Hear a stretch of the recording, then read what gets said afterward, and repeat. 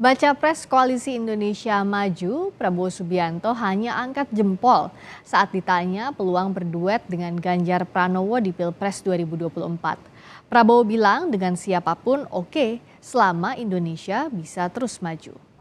Hal ini diungkap Prabowo usai menghadiri peringatan Hari Kesaktian Pancasila di kawasan Lubang Buaya, Cipayung, Jakarta Timur Minggu siang. Menurut Prabowo, Ganjar bagus, namun yang lebih penting Indonesia semakin maju. Pak Prabowo bagaimana? Ini artinya apa, Pak? Artinya apa, Pak? Pak, apakah ini simbol oke, Pak? Tutup bacanya. Oke. Semua oke. Dengan Ganjar berarti Maju juga. terus. Dengan Ganjar berarti oke juga, Pak. Yang penting Kalau Indonesia kemarin dengan maju. Yang pertemuan penting dengan Indonesia maju. Oke, terima kasih. Ketua Umum PDI Perjuangan Megawati Soekarno Putri lewat pidatonya hari ini menutup kemungkinan duet Prabowo Subianto dan Ganjar Pranowo di Pilpres 2024. Megawati juga kembali menyinggung soal Presiden Joko Widodo sebagai kader dan petugas partai. Apakah ini merupakan isyarat agar Jokowi sepenuhnya mendukung Ganjar Pranowo? Kita akan bahas bersama Direktur Eksekutif Poltreking, Hanta Yuda. Selamat malam waktu Jakarta, selamat sore. Betul ya Mas Hanta ya, kalau di Mekah, Arab Saudi saat ini. Terima kasih sudah menyempatkan gabung.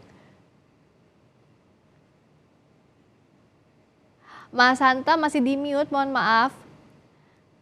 Tolong di unmute. Ya, selamat malam. Ya, makasih sudah gabung dari Jakarta. Mekah Mas Hanta. Terima kasih sama-sama. Nah, bicara soal pernyataan Bu Mega tadi di Rakernas PDI Perjuangan, yang pertama yang di-highlight soal jangan dengarkan isu duetnya Prabowo Ganjar. Apa yang Mas Hanta baca dari respons Bu Mega yang sekaligus ini kan mematahkan isu dua poros artinya ya Mas? Iya, betul Priska. Per hari ini kita lihat tendensi terkuat itu memang tripolar, 3 poros. Isu tentang 2 poros itu sampai hari ini, per hari ini saya lihat potensinya makin mengecil. Kalau tetrapolar atau 4 poros kan hampir tertutup. Nah, isu tentang atau wacana tentang 2 poros ingin menyatukan antara Prabowo dan Ganjar semakin mengecil, apalagi dengan statement Ibu Ketua Umum PD Perjuangan, Ibu Megawati, ya peluang itu semakin kecil. Dan Priska, saya kerap mengatakan, kalau ada kemungkinan bergabungnya Ganjar dan Prabowo, itu harus ada 3 prakondisi minimal. Satu, kalau ada situasi di mana misalnya elektabilitas Anies Baswedan yang dianggap kompetitor di antara 2 poros keberlanjutan ini, Anies mengusung perubahan, tiba-tiba melejit Anies. Ini misal saja. Ya. Sehingga memaksa atau mereka terpaksa harus bersatu. Itu sampai hari ini kan tidak, tren itu tidak terlihat. Anies tidak terbendung, tidak ada. Yang kedua, kalau ternyata terkoreksi elektabilitas antara Ganjar dan Prabowo, tiba-tiba ada satu yang melejit naik atau salah satu tiba-tiba turun sehingga levelnya ada jadi capres dan cawapres. Itu juga tidak ada. Masih relatif kompetitif dengan simulasi 3 pasang. Dan ketiga, harus ada kesepakatan, negosiasi baru, deal baru antara Ibu Mega dan Pak Prabowo. Nyatanya itu terkonfirmasi dari Ibu Mega tidak ada. Karena itu peluangnya sangat kecil menurut saya. Dan sebenarnya sempat muncul isu duet Prabowo Ganjar yang sempat juga sampai ke Bu Mega. Ini siapa yang paling diuntungkan kalau duet ini terjadi? Katakanlah Prabowo Ganjar atau Ganjar Prabowo? Ya, yang kalau kita lihat dari Kingmaker ya, yang paling happy, yang paling diuntungkan adalah Pak Jokowi sebagai presiden yang menginginkan agar penerusnya adalah orang yang mengusung keberlanjutan untuk meneruskan program Pak Jokowi.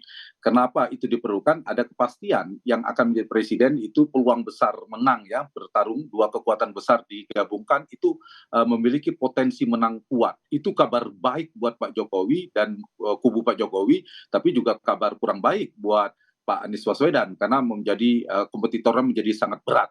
Jadi saya kira isu ini mungkin saja diperlukan kalau kemudian ada anggapan, ada analisa, ada kalkulasi politik dari Pak Jokowi dan elit politik di sekitar Pak Jokowi kalau melihat Pak Anies itu sebagai ancaman. Tapi kalau misalnya Anies Baswedan tidak dianggap ancaman untuk masuk ke putaran kedua atau dengan asumsi Anies sulit untuk masuk putaran kedua, kemudian Ganjar dan Prabowo yang dianggap masuk putaran kedua juga relatif masih aman bagi Pak Jokowi. Ya. Siapapun yang akan masuk ke putaran kedua, menangnya menangnya Ganjar atau Prabowo itu tidak masalah karena keduanya mengusung keberlanjutan. Mas Hanta, artinya kalau dua poros dengan pernyataan Bu Mega tadi tampaknya sih nggak ada lah begitu. Dan apakah Mas Hanta juga melihat bahwa sekarang fokusnya antara Mas Ganjar ataupun Pak Prabowo itu lebih ke mencari siapa cawapresnya? Terutama kalau dari nama-nama yang muncul kayaknya Jawa Timur ya yang lagi diincar karena muncul namanya Bu Khofifah, juga ada Pak Mahfud begitu. Iya, betul. Sekarang karena tren tripolar, 3 poros yang menguat, maka isu yang paling kuat itu ada isu menentukan siapa cawapres. Karena ini penting, antara Pak Prabowo dan Pak Ganjar ini kan elektabilitasnya relatif kompetitif, Friska. Karena itu keduanya kenapa belum juga mengusung nama? Menurut saya satu, karena faktor saling intip strategi. Ibarat main catur, begitu bidak putih bergerak, bidak hitam itu akan menyesuaikan, beradaptasi menyusun strategi. Jadi saling tunggu bagian dari strategi. Yang kedua, memang mungkin di masing-masing Mas Ganjar maupun Pak Prabowo itu belum mengerucut namanya. Punya 3 atau 2 nama yang sudah mulai mengerucut, tapi belum ke 1 orang, jadi belum tunggal. Itu menyebabkan belum diumumkan. Yang ketiga adalah ada faktor-faktor non kuantitatif yang dipertimbangkan. Seperti tadi Friska tanyakan, faktor siapa di NU dan seterusnya. Selain faktor kuantitatif, karena Jawa Timur, kenapa Jawa Timur penting? Karena Pak Prabowo basisnya Jawa Barat. Menurut saya siapapun wakil Prabowo, siapapun wakil Mas Ganjar, Mas Anies, sulit mengalahkan Pak Prabowo di Jawa Barat. Prediksi saya pemenang Jawa Barat tetap Pak Prabowo. Situasi hari ini per datanya. Sebaliknya di Jawa Tengah, siapapun wakilnya Pak Prabowo maupun Pak Anies itu sulit mengalahkan Pak Ganjar Karena memang basisnya paling kuat di situ ya. berada di Jawa Tengah. Nah, karena ada 3 provinsi lumbung penentu, Jawa Timur menjadi yang disasar oleh Pak Prabowo maupun Pak Ganjar konteks ini.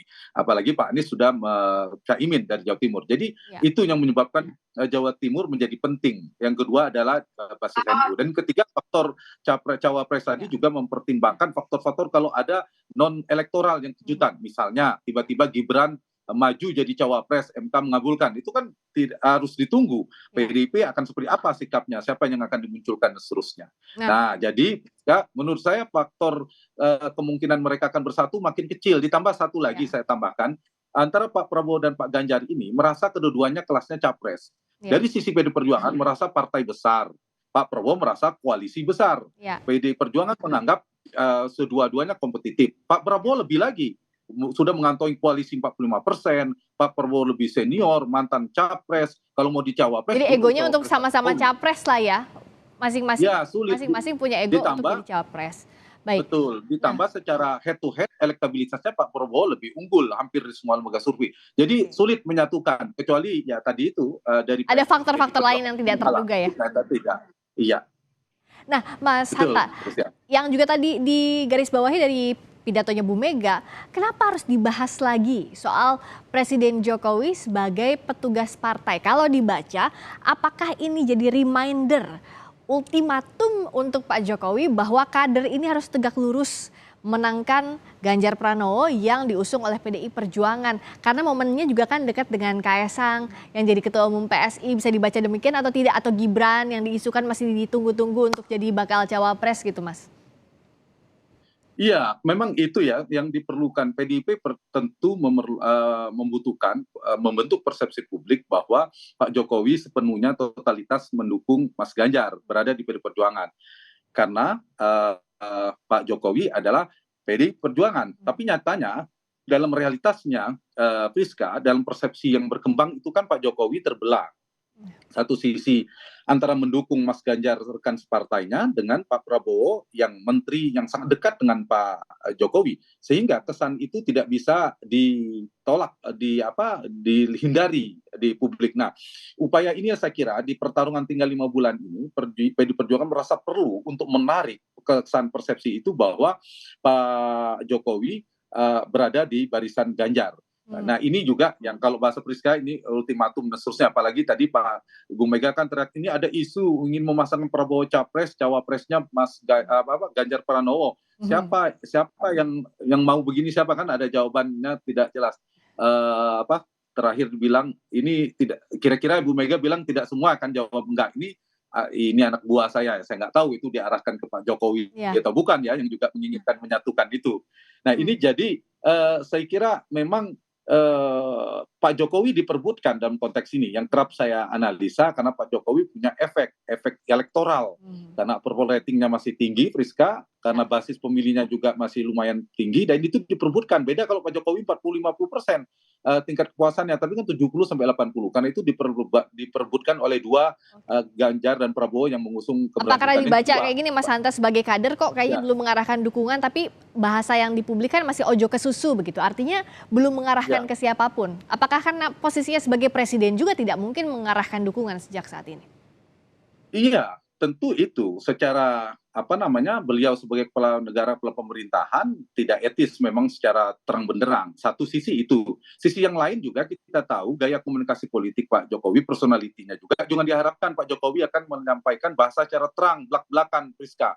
Pak Jokowi kan kerap mengirim simbol, kode-kode politik, signal-signal politik. Itu gaya Pak Jokowi. Nah, kalau ini yang terjadi, maka sampai 5 bulan ke depan, dugaan saya, kita akan melihat ini, bahwa Pak Jokowi berada di dua kaki.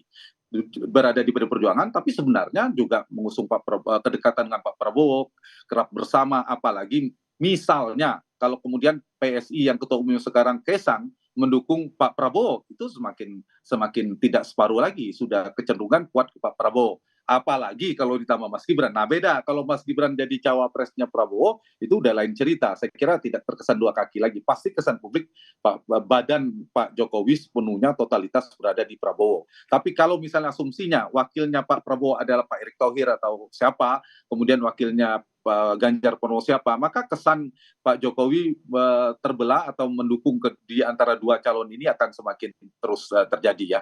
Kita lihat ada kedekatan Mas Ganjar, tapi tunggu saja beberapa hari kemudian itu menunjukkan juga kedekatan dengan Pak Prabowo. Lihat saja setiap selang waktu beberapa hari Pak Jokowi menunjukkan kedekatan juga dengan Pak Prabowo. Jadi memang kalau kita lihat dalam waktu jelang pemilu ini masih sangat cair, tapi yang bisa dibaca adalah sinyal-sinyalnya itu ya, Mas Hanta, sebelum nanti ada pendaftaran ke KPU, kita harus baca sinyal-sinyal ini ya dari Pak Jokowi atau dari partai politik. Sekali. Ya, terima kasih Mas Hanta Yuda, Direktur Eksekutif Poltreking. Terima kasih telah bergabung di Sapa Indonesia Malam.